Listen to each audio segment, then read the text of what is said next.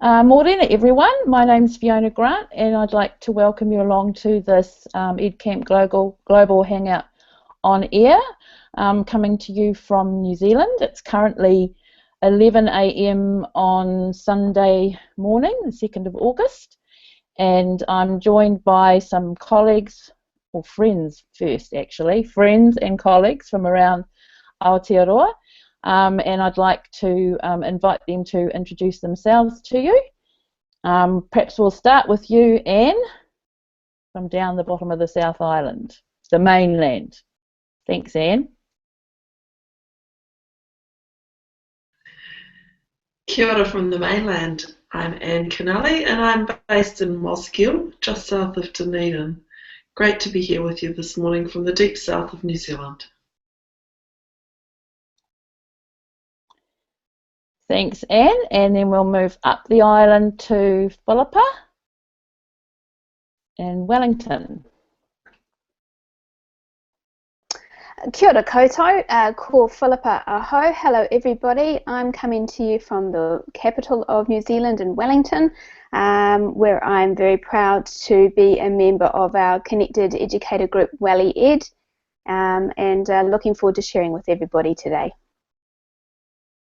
Thanks, Philippa. And Juliet.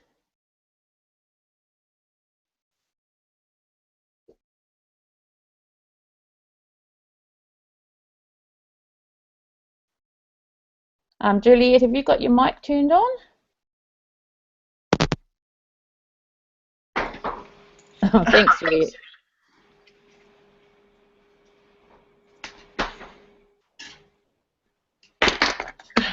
Morning everyone, can you hear me now?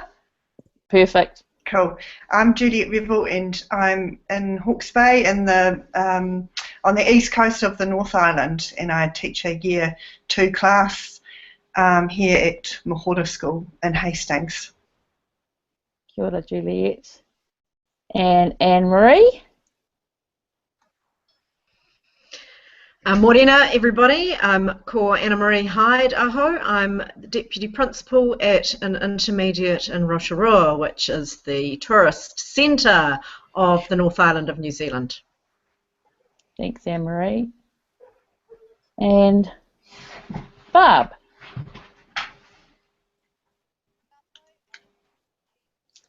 Can't hear you, Barb. Can't hear you, Barb.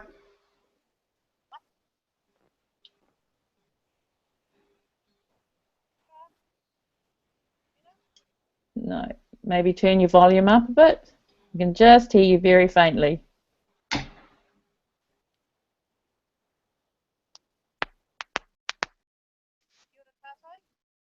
Very, very faint, Barb.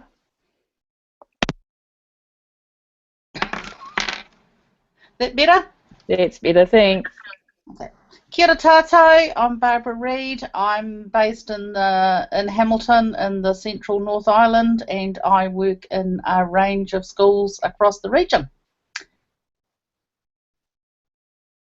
Thanks, Barb. And my name's Fiona Grant. I'm based in Auckland and I'm currently working for a group of schools in central Auckland, and also really enjoyed setting up our first unconference, EduCamp Unconference in Auckland, and it's been really thrilling to see it spread across the country.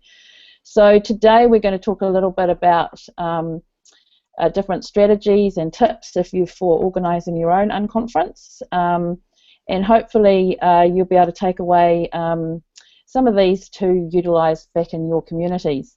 We have, if you go to the event page, I've added a link there to a Google slide where we have, we're going to use that to help guide our conversation this morning, and we've also included lots of links to resources and strategies that you are invited to explore and also and use for yourself.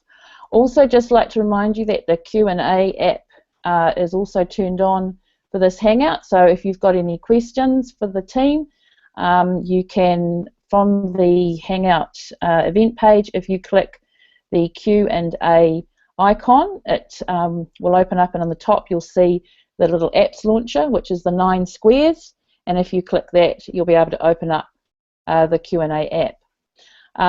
Also on the Google Slides, you'll see on the second slide we've included a little map of New Zealand with links through to where everybody is from. I see somebody's just posted in the questions already, love the accent. Yes, I've been watching some of the EdCamp Global presentations over the last 24 hours and managed to catch some of the responses to some of the Kiwi accents. It was quite hilarious. So if we speak too fast or if there's anything that you've missed, just pop that in the Q&A and let us know. Before I start this morning, I just wanted to contextualize a little bit of my thinking around the unconference style of professional development, and especially using social media to support PLD for teachers. And I've thought a lot about this over the last few years, because probably more in response to often when I get that a reaction like, why should I join Twitter? It's fairly frivolous, and where am I going to get any good quality learning from that kind of environment? And I think I kind of understand where that comes from, because if I use that pop culture to measure the value of social media for professional learning, I suspect the majority of my online professional learning communities would be gathering a bit of dust by now too. However, the social networks that enable educators to connect and collaborate and engage in conversations that matter to their learning are increasingly considered and recognised by many educators as critical to improving professional practice. Besides the fact that this kind of professional learning is great learning, it's social. A concept that's continued to resonate with me since I first heard Dr. Claire Cinema describe it is that because context matters, inquiry is important. So to flesh that out a little bit, the statement is in reference to teaching as inquiry in our New Zealand curriculum English medium document, which is an organising framework that many teachers use to help them learn from their practice and also in response to the needs of their learners. Essentially, it states that the teacher uses evidence from research and from their past practice and that of colleagues to plan teaching and learning opportunities aimed at achieving prioritised outcomes. And I think that's that part about from their own past practice and that of colleagues is where this really resonates for me in terms of using social networking and the more informal types of PLD. So while teaching as inquiry is informed by research, the value of a teacher's practice and that of their colleagues should not be overlooked, says Dr. Claire Cinema. And what she says, what good are the approaches and principles and mechanisms in the research? Why inquire if we know what works? And that's because context matters. So this framework provides us with a common understanding and language for inquiry into our practice, but the context is what brings life to the inquiry, into the learning. I believe this is where the true value of connecting and building a professional learning network via social networking, informal and participant-driven PLD can really add value. Individuals are able to connect with a far wider community of educational professionals in their context while using the lens of their inquiry to inform decision-making for learning and changing practice. And when you participate in these communities, well, for me, that's what I'm actually seeing. That there's some really focused, informed decision making that's also guiding the decisions that teachers are making when they engage in social networking and more informal PLD. So that's just kind of my little take on it to start with, and appreciate the time to actually share that with you. We're going to, if hopefully you've managed to access the Google slide. I will share my screen with. I will also share my screen as well with some of the slides. But we're going to start off on slide 3 and a little bit about where educampNZ came from.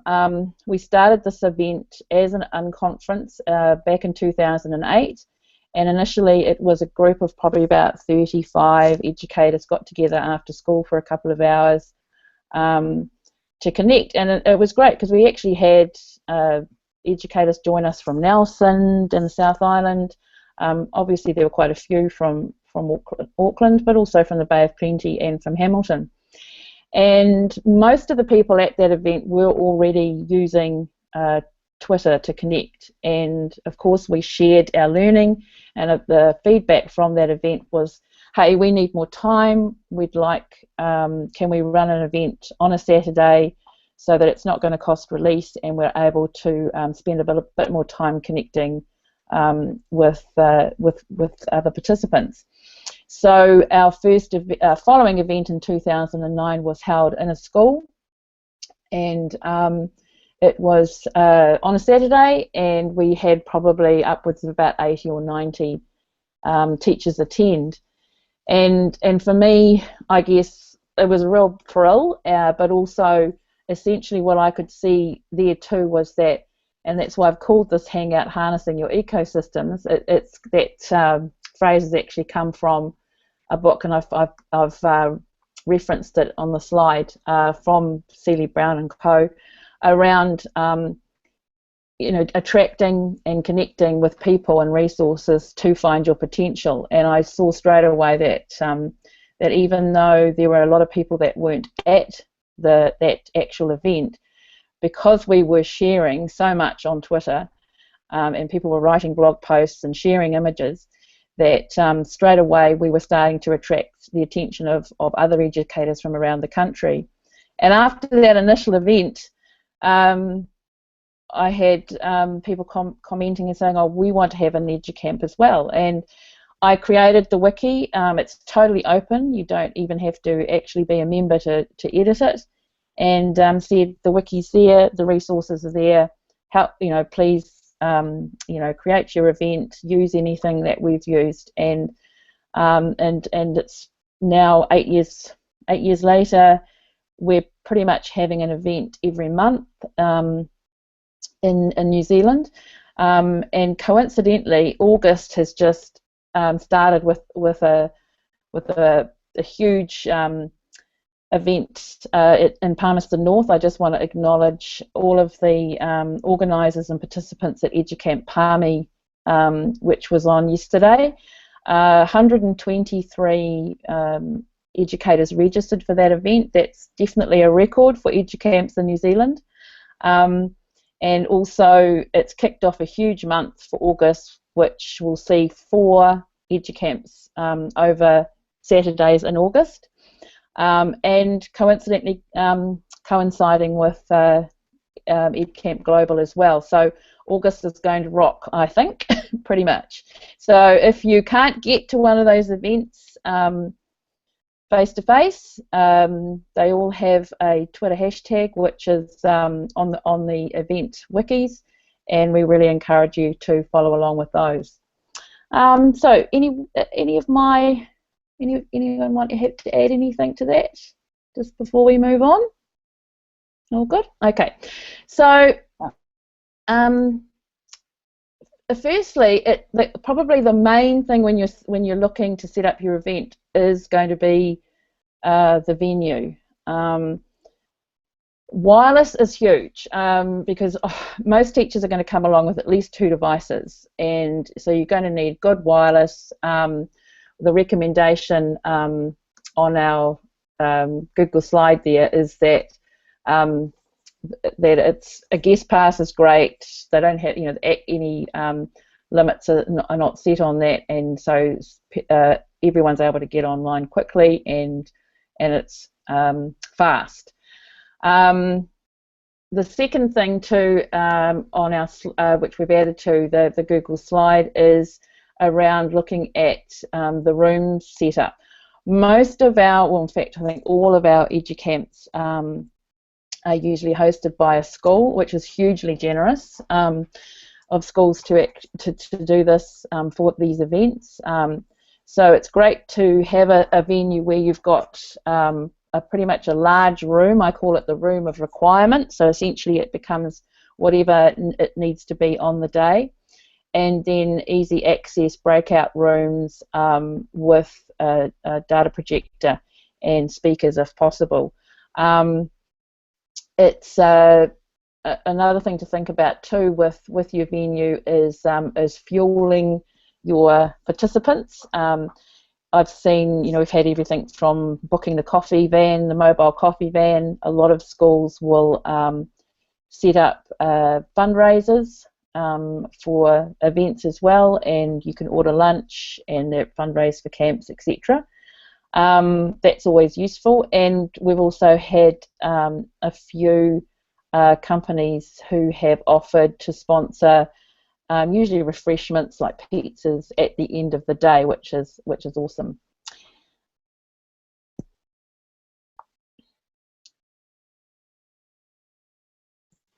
Okay. Anyone wanted to comment about venues? No? Okay, awesome. Pre-event, I am actually going to get the team to actually comment on this because I know everybody has some different strategies for the pre-event. Once you've got your venue organised and set up, it's really important to advertise your event, to get the word out there, to have if you haven't got a site, it's a good idea to get one set up so that you can collate and archive all of the documentation around the EduCamp. I've also set up a Google Plus community. All of the events have hashtags, and we have the event wiki as well, where everybody who runs an event is welcome to set up a page and make that their own for their event. We also include some strategies for people, to encourage people to connect before the event. So we set up a registration. That's just a Google form. Participants don't have to register. If you register, though, it's a great way of starting to connect and to share what kinds of themes and topics that you're interested in exploring during the EduCamp event. On the slide in the Google slide that we've shared, we've also put some links into examples of what that looks like. We usually have a shared doc as well as a shared Google slide, and also there's a link there to a page on the educampNZ Wiki, which has got lots of different examples of how participants set up for sessions on the day, from the types of conversations and sharing through to a more a presentation style type session.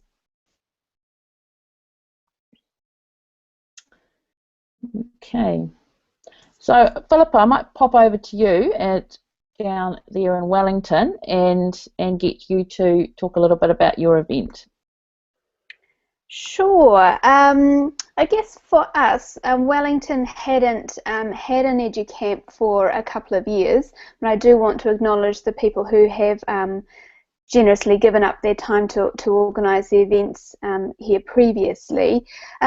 Where we came from when we decided to hold an EduCamp was about building networks. So there was a group of Wellington teachers who were connecting with one another on Twitter, and we decided to set up our Connected Educated group, and after a few meetings at a pub, we decided that what we really wanted to do was to use Twitter to connect with one another, but really the value for us was in face-to-face connections, and in making people feel like they weren't lone nuts, that there were like-minded colleagues in schools around the region. And so for us, our EduCamp was about a launch event for the wider network of Welly Ed. So that was where we really found the value in it. And just as Fiona has detailed. We were using the resources on the Wiki site, found that hugely valuable, drawing on the experience of others who had attended educamps around New Zealand, and we kind of had a bit of a flavour. We definitely wanted to focus on building conversations and less about formal presentation style. So we wanted to be quite unconference, if you like. So there were a group of us hugely involved in the planning of it. So thank you very much to all those people who gave up their time to help. It was a genuine team effort where we could play to one another's strengths. And as Fiona said, we were hosted by a particular school here in Wellington, and chose breakout spaces around a main, it was the school hall actually, and went for there. And one of the things that we were really excited by was that one of our team members designed a digital badge. So Educamp New Zealand now has a digital badge, so if you have attended an Educamp, you get to acknowledge that by having that digital badge to display with pride on your blog or you know, wherever is appropriate. So that was quite exciting. Thanks, Fiona.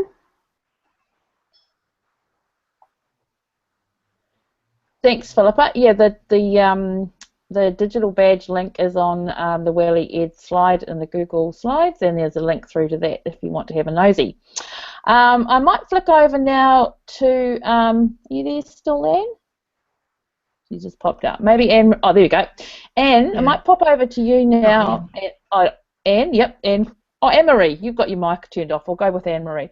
So I'm just going to flick over to Anne-Marie to talk through a little bit about the events that they've organised in Rotorua. Rotorua, but it's known as Rotorua by a lot of people in New Zealand. I see that Michael in the question box has put down Yalo nuts, and that's what the Rotorua event was all about. We are not as, well, we're central to the North Island, but we're not a major city. And we looked at Fiona's Educamp in Auckland, and we looked at Barb's Educamp in Hamilton, and we thought, right, we're always getting in the car to go places, and there was a very small group of us. We thought, how can we actually bring the learning to us rather than always having to get in the car and travel for 2 or 3 hours somewhere? So we started Educamp Rotorua. We thought it made a lot of sense. There was a lot happening in Rotorua that might draw people more than just education, you know, all the wonderful touristy things. And it's very central, so we managed to get people like Juliet on the east coast, and Fiona up north, and Philippa down south, and Barb's, and brought them all to the centre of the North Island, and thought, wow, this is great. And we've had 3 educamps, 3 annual educamps now, and that's been great. Then, as Fiona indicated, we did something a little bit different. One of the things that was happening in our school was that we had started a Minecraft server. And as soon as you start talking Minecraft, you find out there's a lot of other people around the place that are really interested in Minecraft. But we all had a little bit of knowledge. So we thought, right, let's hold the inaugural Educamp Minecraft. And I got together with educators around the country, mostly around the North Island because it's a little more accessible, and we also decided to open it up to students because we knew that actually students had far more knowledge than we had. So we had a marvellous day, run along the same lines as the other educamps, except that the tutors, a lot of the tutors were students showing us what they did, how Minecraft was used in learning, and running some of the hands-on workshops, which was fantastic. Thanks, Fiona. Awesome. Okay. Thanks, Anne-Marie. I was actually looking at my Hootsuite deck to see what was happening on Twitter there. So I'm going to zoom over now to Anne, who's also organised different types of events down in the Southland region. And I'll pop you up there. There we go, Anne. Kia ora, thank you for that. My first experience of EdCamp. So it was EdCamp Tautokara, which is the very far end of New Zealand. To experience my first one in 2011, completely and utterly sold on the experience. So as with everything magic, you have to grab it and bring it back. So in 2011 did EdCamp, and we haven't looked back. Some of the things we've noticed is that it's definitely a phrase we use here in New Zealand. He tangata, he tangata, he tangata. It's about the people and being in the room on the day. So some of the things we've been really conscious of down here are the extreme distances for travel. So always we're looking to capture across the sectors. We're looking to engage with early childhood, primary and secondary. And to some extent that is shaped our events. We're often trying to host in a secondary school and have secondary participation. Other things we've looked at is time that on a Saturday we were attracting from outside of Otago. People were travelling 2-3 hours across for a Saturday event, but we weren't necessarily capturing the urban Dunedin educators in the heart of Otago. So we experienced our first day camp last. So we're not sold on being either or. We're going to mix it up throughout the year and have options for participating. We make sure when people are travelling, we've got the opportunity to dine together the night before or brunch before the event and celebrate and continue the conversations over lunch or dinner on the day of the event. We've explored different options. We've had educamps, we've had pad camp, which was purely focused on the power of the iPad, and that attracted a huge following, and we may need to experience that again. Twice we've experienced night before an educamp, and that's had pluses. So from the Dunedin area, we've rolled out and we've had educamps in South New Zealand and Timaru. And in the month of August, Saturday, 2 weeks away, we'll be in Invercargill for educamp on the Saturday and an edu-ignite the night before. I guess the last thing I want to touch on with a lot of education, we've just launched a little travel bug. It's an educamp travel bug that'll travel round. It'll be launched in Invercargill in the deep south. Hopefully make its way around New Zealand educamps, and definitely we're seeing on Twitter for people.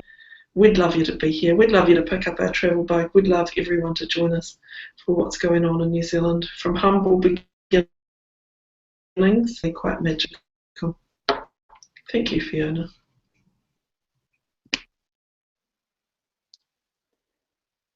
Thanks, Anne. We just lost a little bit of what Anne was sharing there, so I just wanted to reinforce that. Anne's added a slide into the Google Slides with all of that information. But I think the key thing that Anne was sharing there was that no two events are the same, even within a community and especially across the country. That they change all the time and they respond to what the community learning needs are. So having events in the evenings or smaller events that are specifically targeted around a key topic or theme are also really important.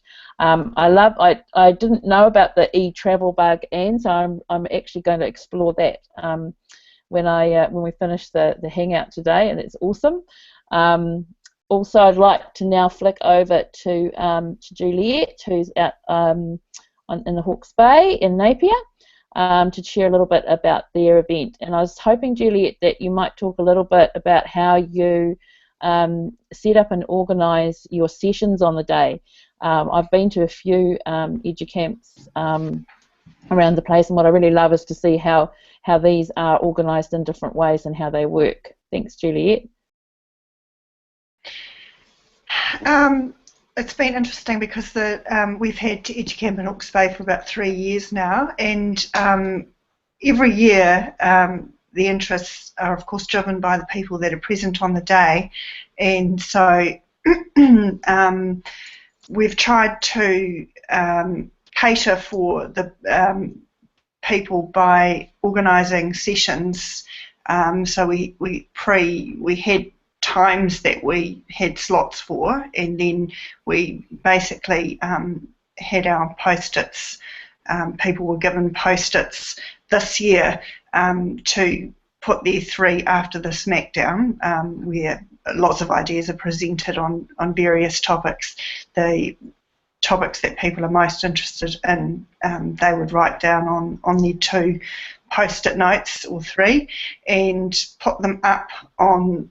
There's a big wall at the school that hosts educamp Hawke's Bay, and we actually had our sessions displayed already, so people could see that. That's what you mean, isn't it, Fiona? Yes. That already there was going to be one particularly. We could see learner agency and self-managing learners was a huge of huge interest to people, particularly this year. So we knew that and people would pop themselves into that slot. So it sort of just organically organised itself into different sessions and people, educators wanting to discuss those topics. That makes sense? Yes. It was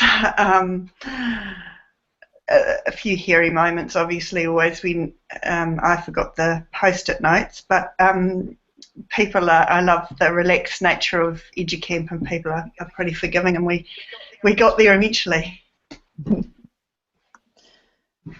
Okay, I'll just stop that. Now click off. Yeah. Okay, thanks for that, Juliet. I actually just flicked up the screenshots from the Google slide to show everyone as you were speaking.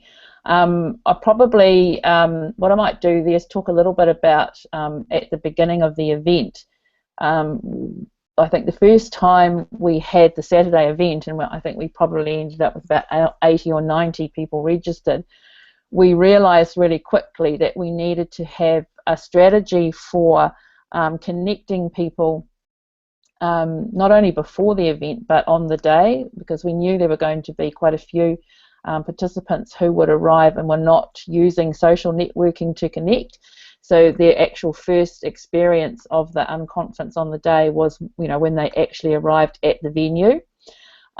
So we started to use a strategy which we called Smackdown, and we actually got this from the unconference event that happens every year before the US conference, ISTE conference.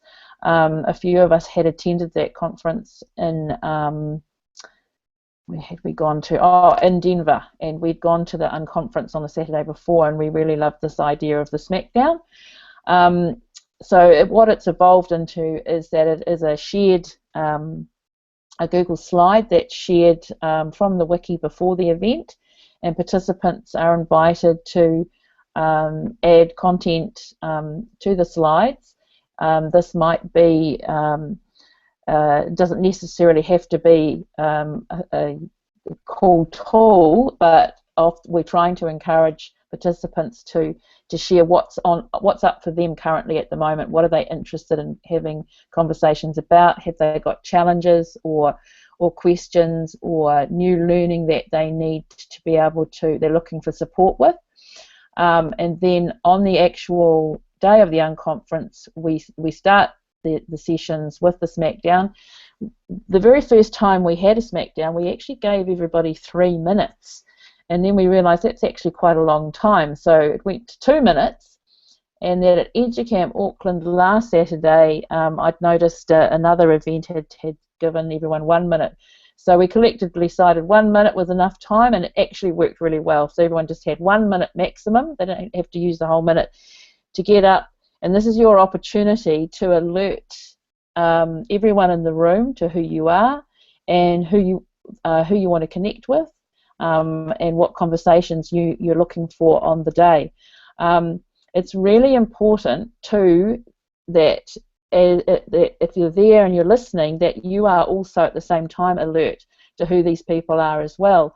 I usually hand all the post-its out, have them just scattered around the room, and encourage participants during Smackdown to note down the names or the topics and themes of that they want to connect with during the day, one for each post-it, and that way we can collate those at the end of the Smackdown.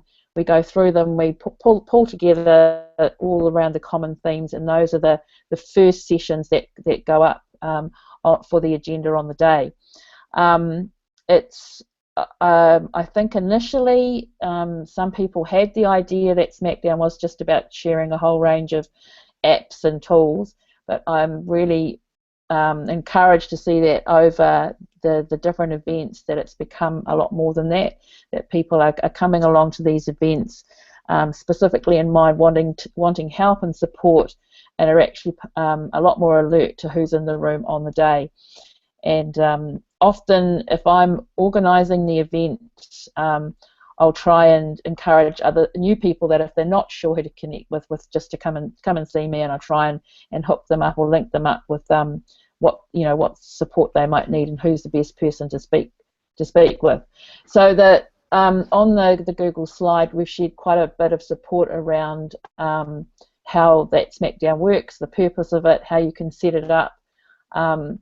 It's really important that I try not to have workshop sessions set up beforehand, but as Juliet said, it's always useful to touch base with those key people that are going to come and support your event beforehand.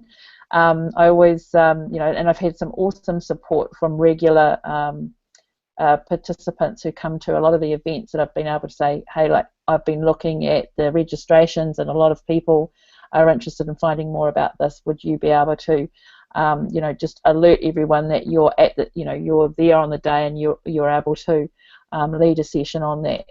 I don't think that's it doesn't hurt to do that, especially when you've got large groups. The other thing there too is to encourage people to understand with unconference that it is very much based on our open space meeting format, so that the breakouts are user generated, but if you go to a breakout and it's not meeting your needs, there's that law of 2 feet where you can get up and walk out and go somewhere else. I think a lot of especially in New Zealand, we can be quite polite when we want to. We think, we can't leave the room when someone's talking, but at an unconference, it's acceptable. You can get up and walk out. You don't need to stay in the room if it's not meeting your needs. I'm going to flick over to Barb now. Barb has been a leader with the Educamp, the Tron in Hamilton, for the past few years, but also Barb is probably, I think, along with at Teacher NZ, probably one of the most well-travelled Educamp participants in Aotearoa. So she comes with a really awesome perspective on how the different events change across the country. Hi, Barb. Hi, Fiona. Yeah, that all broke up a bit for me, so I kind of missed what I'm talking about. I was just saying how you're probably one of the most well-travelled, along with at Teacher NZ, Educamp attendees. You've been to probably more Educamps in New Zealand across the country, I think, than anyone. So I was interested in your perspective. Yeah. Okay, thanks. Yeah, closely followed by, I think, Anne Kennelly, who's been to a few places as well. Yeah, I have a husband who works in the travel industry, so which has allowed me to be able to do that. So yeah, that kind of helped. If I had to fund it myself, probably not. Yep. So moving around, I think one of the things you mentioned about the Smackdown as organisers. You look at the Smackdown the night before and you go, oh, help, there's not much there. So you rope in those, key people and say, can you put something up? And then suddenly you find your Smackdown is overpopulated by you. So you have to be really careful that you're not doing that. But the other thing is, too, is you've got to keep refreshing it, because on the day people go, and it's people who haven't shared before and they're new, and they go, oh, I could talk about this. So they start throwing things on the Smackdown, which is fabulous, because it's those people you want to capture and engage with the whole process.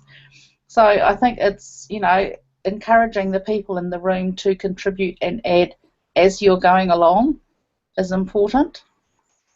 Yeah. So, but it's great, being able to meet new people and all around the country, and it just widens our networks, because for me it's about being connected. Too many of us feel quite isolated in our roles or in our schools, and through Twitter and educamps and things we actually get to meet a whole range of people across all walks of the education sector, and everybody has something valuable to share. And as Fiona said in the intro, we met on Twitter, and we're now all friends as well as colleagues, which is hugely important. So yeah, that's me. Thanks, Barb.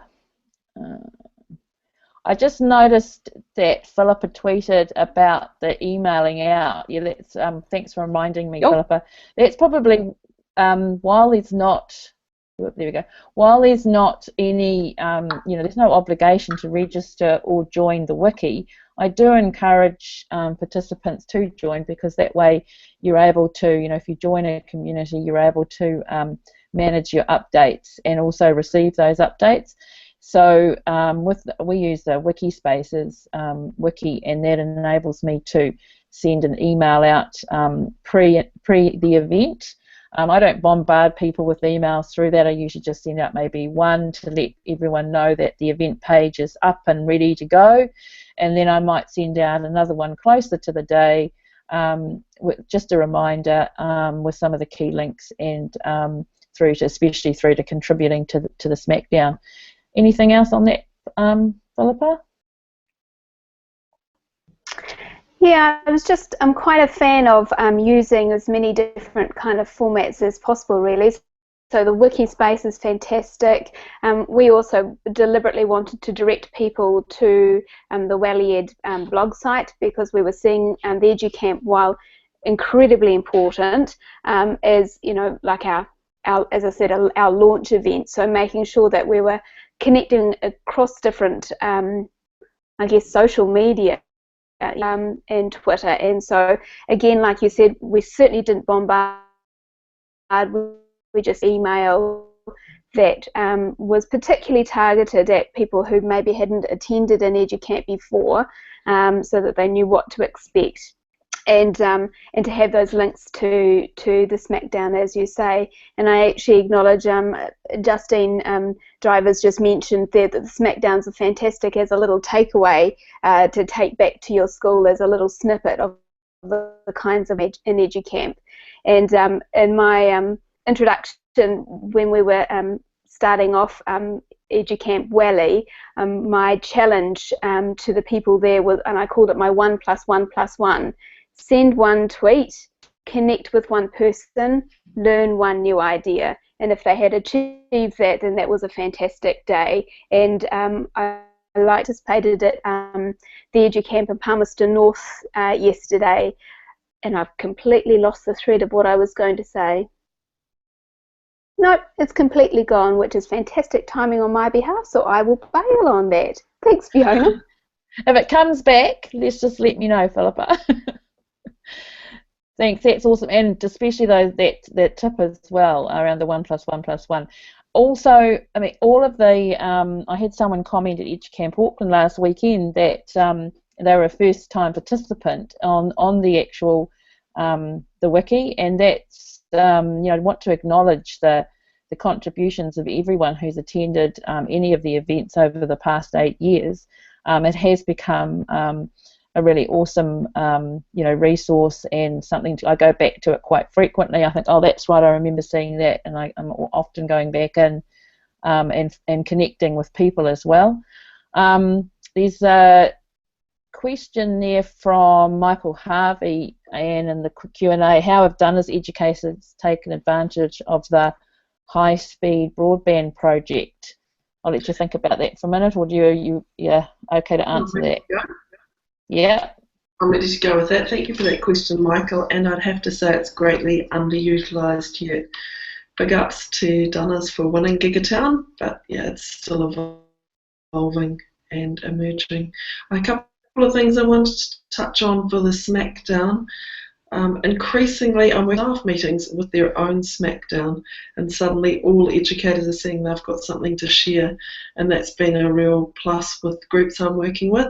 And just this week, we were talking about classes with learners starting a session with a Smackdown of what they know of an area they're moving into and what they don't know. So you can take a Smackdown anywhere.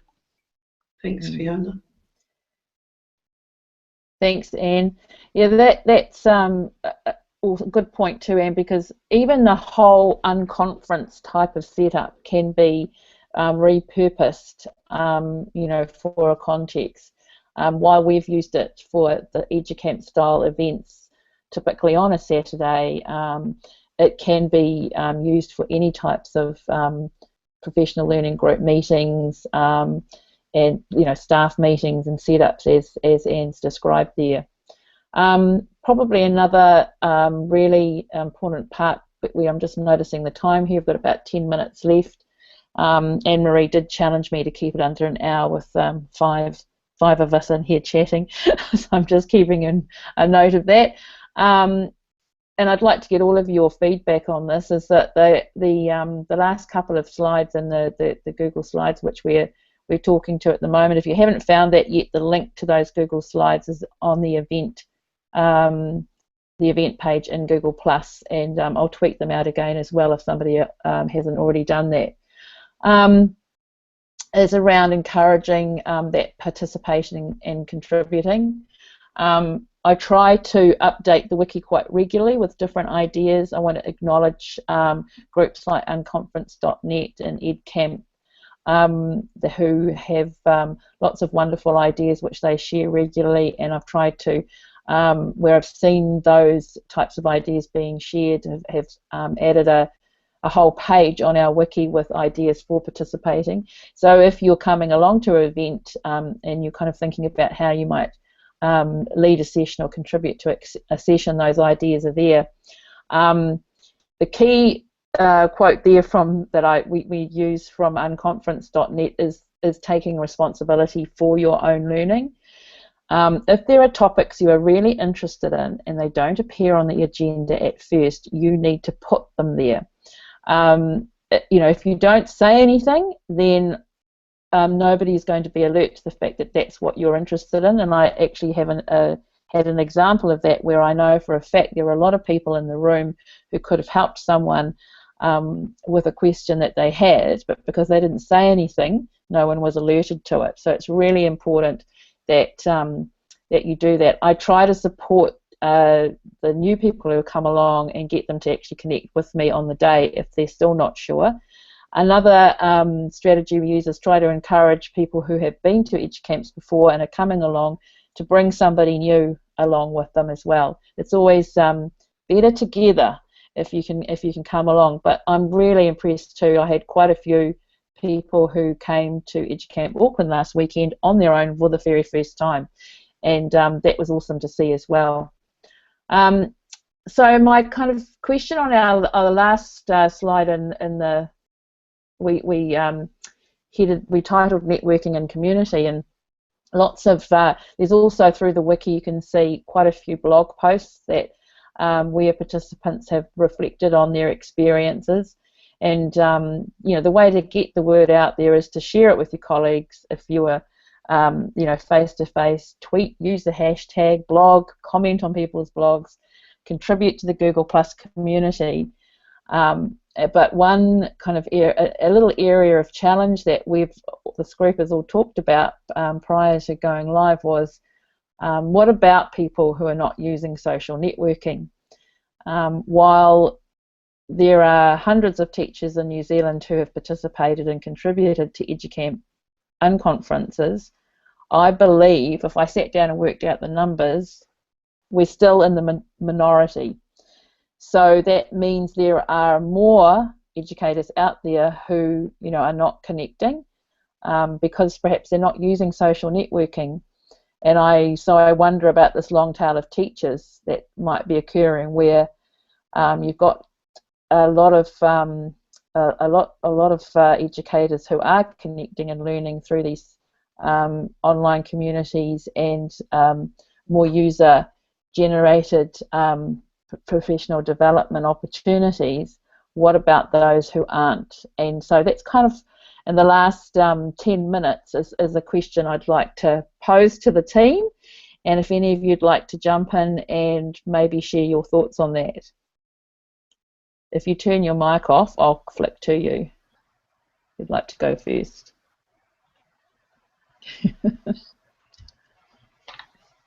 Anne-Marie, is that you?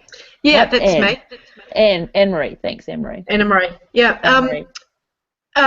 One of the things that I've found has been a jump off from having educamp Rotorua was that it got the people in our actual city, in our town and region, aware of what educamps could do. And just as Philippa talked about in Wellington with WellEd, we started Connected Rotorua.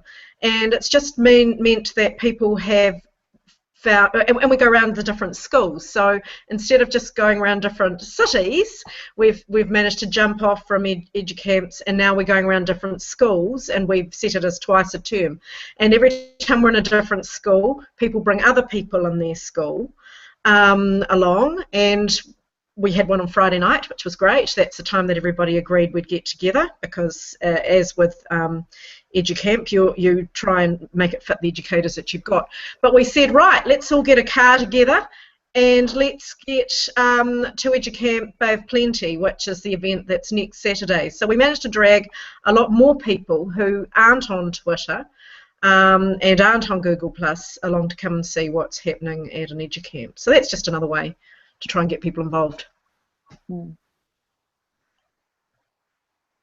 Awesome. Thanks, Anne-Marie. Yeah, I definitely, I love the way you've actually taken that and repurposed it to work for your community. Anyone else? Anne. Yep, there we go. Thanks, Anne. Sure, thanks. Thanks, Fiona. I think increasingly, and I'd like to hear, increasingly we rely on the power of others. I'm always overwhelmed at the start of any educamp, the sheer volume of people who have been absent from a connection. And I don't think I've ever been to an educamp where signing up for the day. And we rely on people right across New Zealand to welcome and embrace these people and some barriers of connecting. On one other magic opportunity I've been a part of, and one that will come up on the 15th of August. On the 15th of August, there's an educamp in the Tron, the educamp in Invercargill, and that's a special opportunity and our team to connect and create something magic that anybody can connect with. I don't know if we've touched on people supporting and adding to the Smackdown even when they're not present in the room, and that we're all supporting them. Thank you, Fiona.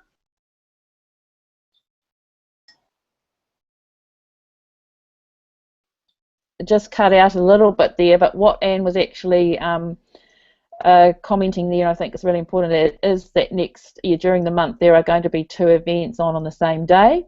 and so how how a lot of educators contribute to events without actually being there live, by also contributing to the Smackdown on the day as well.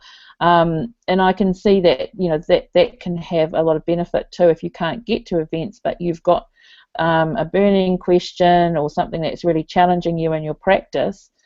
Just going back to what I talked about right at the beginning was that if you are limited by the environment you're in, that using the social networking and these informal events can really enable you to connect with other practitioners who might also be having those same challenges.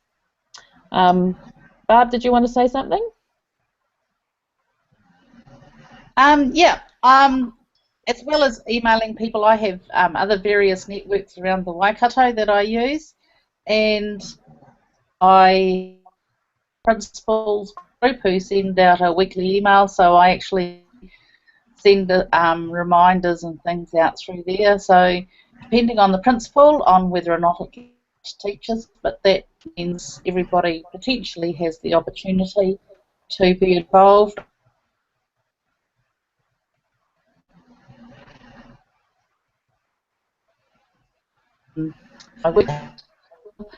And these are just reminders that are constantly coming, as well as using Twitter and Facebook and Google+. So using the networks that we have to advertise events. Yep. Awesome. Thanks, Barb. Yeah, that is really important. We do have lots of other local networks. I always, if there's a local event, I do the same thing as send out an email to the schools and the principals that I work with and ask them to, to add any event information to their regular communications, and they're really happy to do that. I think I've had really good feedback and good response from leadership teams in our schools. So we're coming up to the hour, midday in New Zealand. Juliet, was there anything you wanted to add to that part of the conversation? I was just really thinking, a bit of feedback there, about Facebook. There's a New Zealand Facebook page, New Zealand Teachers Facebook page, which is remarkably successful too. So perhaps we need to be, and I think, just all the different social media tools, there are so many we can use to just perhaps grab those people that might not otherwise, be aware that these communities are forming, because it's really about, I know in Hawke's Bay, being a little bit more isolated. We don't always get the chance as classroom teachers and to get out and meet each other, and it's just such a valuable tool for connecting with the local knowledge and the experts that you have around you. Mm-hmm. Yeah, that's a great idea. With the Facebook, because I know there are a lot of teachers who use Facebook, and I have noticed the groups starting up, and I think even with our Google Educator group here in New Zealand, Justine Driver at Digital Learning has done a great job of sharing our gig events via the Google Educator Facebook group. So that's probably something that we could do more of as well with our EduCamp events. Okay. So I'm going to, unless anyone else has anything else they'd like to add, I'm going to look at stopping the broadcast shortly. Before we go, I just really wanted to say huge thanks to Anne, Anne-Marie, Barb, Julie and Philippa for contributing to the conversation today, and also especially recognise all of the educators, especially in New Zealand, who go beyond and above to organise local events across the country. As Anne-Marie mentioned, there is the event EduCamp BOP in Papamoa in Tauranga next weekend, and then later on in the month we have Educamp Invis in Invercargill and the Tron, and also an event in Nelson. So there's lots that you'll be able to connect with over the next month. Wanted also to say thanks very much to the EdCamp Global team who've organised this amazing 24 hours of events online. I've been popping in every now and again. They've been using Periscope to broadcast, and it's been quite a hard case, especially when I think it was quite early here still, but I think it was the middle of the night, so over there, or early hours of the morning. So I think some of them have been up probably for the whole 24 hours. So well done to you, and look forward to participating in events similar to this in the future. So for the rest of New Zealand and the world, if you're watching, have a really good rest of the weekend, and great to connect with you online, and hopefully we'll continue to do so. Thanks very much, everybody.